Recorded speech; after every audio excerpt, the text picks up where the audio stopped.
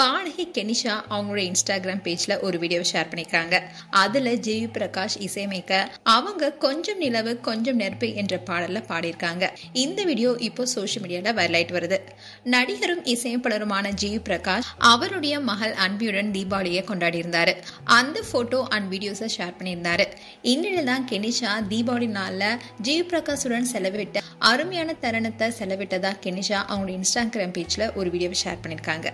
நடிகர் ரவி மோகன் அவருடைய மனைவி ஆர்த்தி ரவிய விவாகரத்து செஞ்சு பிரிஞ்சுட்டு கெனிஷாவுடன் லிவிங் டுகெதர் வாழ்க்கையை வாழ்ந்துட்டு வருவதா தகவல் வெளியானது. இதை தொடர்ந்து இவங்க 2 பேரும் பல இடங்களுக்கு போயிட்டு வந்தாங்க. அதே சமயம் அதை உறுதிப்படுத்துற விதமா ரவியே மேடையில கெனிஷா குறித்து பேசியிருந்தாரு. ரவி மோகன் ஆர்த்தி திருமணம் ஆனதுக்கு அப்புறமா மாமியார் சுஜாதா விஜயகுமார் தயாரிப்பு தான் நடிச்சிட்டு வந்தாரு. அதுக்கப்புறமா ரவிக்கும் ஆர்த்திக்கும் இடையே கருத்து வேறுபாடு காரணமா 2 பேரும் பிரிஞ்சுட்டாங்க. இதனால ரவி மோகன் ஸ்டுடியோஸ் என்பதை உருவாக்கி தயாரிப்பாளரா இப்ப மாறி இருக்காரு.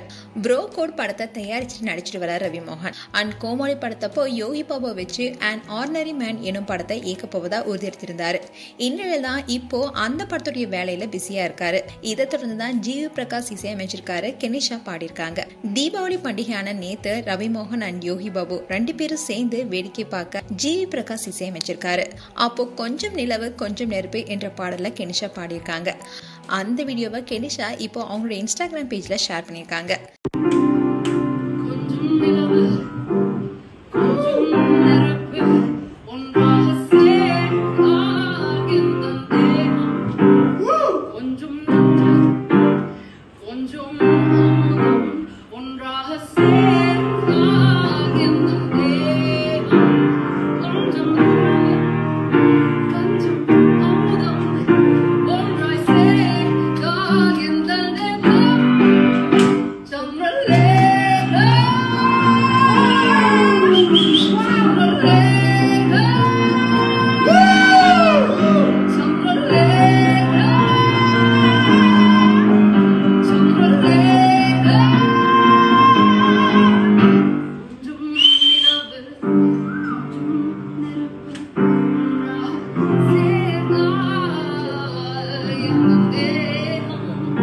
அதோட ஒரு கேப்ஷனும் கொடுத்திருக்காங்க.